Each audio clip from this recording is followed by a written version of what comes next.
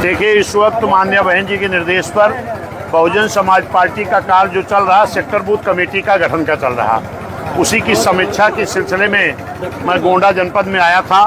इधर श्रावस्ती में भी था। उसी बीच में भाई दद्दन खां जो हमारे प्रत्याशी लोकसभा के रहे हैं, इन्होंने कहा कि आज हमारे इधर भगवानपुर गांव में, उधर अगल बगल के सिरसिया ब्लॉक के तमाम मौजूद लोग समाजवादी और भारतीय जनता पार्टी छोड़कर बहुजन समाज पार्टी की सदस्यता करना चाहते हैं। तो हमने कहा हमारे दिन भर के तो कार्यक्रम लगे हैं, ये शाम को मैं समय निकाल कर आ सकता हूँ। इसीलिए आपके बीच में मैं शाम को करीब 6 बजे पहुंचा हूँ, क्योंकि हमें दिन भर बूथ और सेक्टर कमेटियां जो बन रही हैं उसकी समीक्षा करने में मैं कई जगह हमने अपनी मीटिंगें की थी।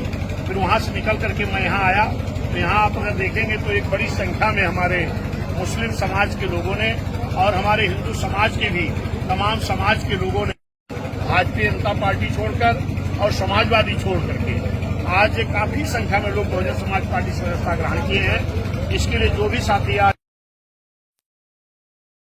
मैं उनका बहुत बहुत शुक्रिया अदा करता हूँ, बधाई देता हूँ, धन्यवाद देता हूँ। कितनी की संख्या में लगभग यहाँ हमें लगता है कि 200-250-300 की संख्या है। आप लोगों का अगला जो रणनीति है क्या होगा 27 को लेकर? देखिए, सरकार बनाने के लिए जितनी रणनीति होती है उन सभी रणनीति पर बहुजन समाज पार्टी काम कर रही है। हमारी नेता मान्या बहन जी काम कर रही है। अभी हमारी रणनीति तो बूथ सेक्टर कमेटी का गठन का चल रहा था। आगे जो रणनीति है वो आपको सामने दिखाई पड़ता रहेगा।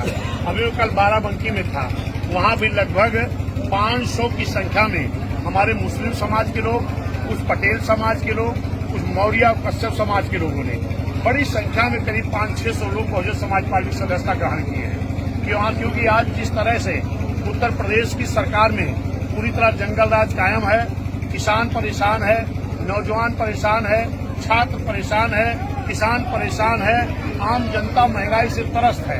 तो आज लोगों के एक विकल्प के रूप में बहुजन समाज पार्टी मान्या बहन जी की तरफ आम जनता उत्तर प्रदेश की एक आशा भरी निगाहों से देख रहा है।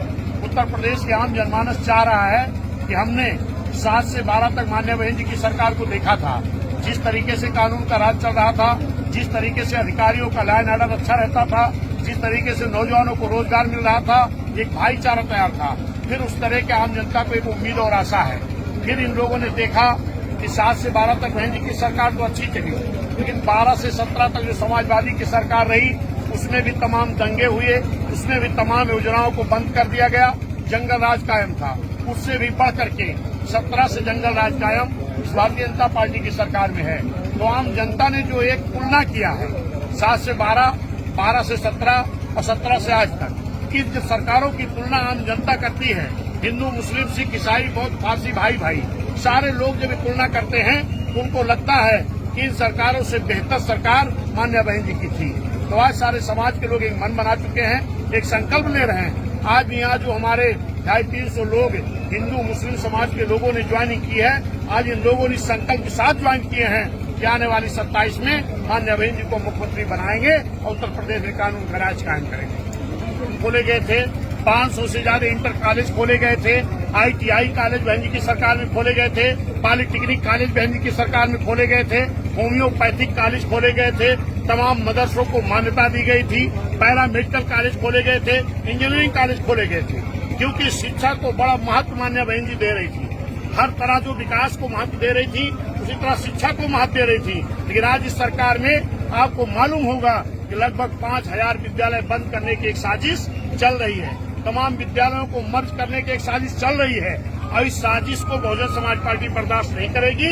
और निश्चित है कि इस चीज को आम जनता समझ रही है कि हमें मदिरा की दुकान बढ़ाने की जरूरत नहीं है, हमें शिक्षा के विद्यालय बढ़ाने की जरूरत है, ताकि आम जनता शिक्षा ग्रहण कर सके, आम गरीबों के बच्चे शिक्षा ग्रहण कर सके। हर समाज में गरीब हैं, चाहे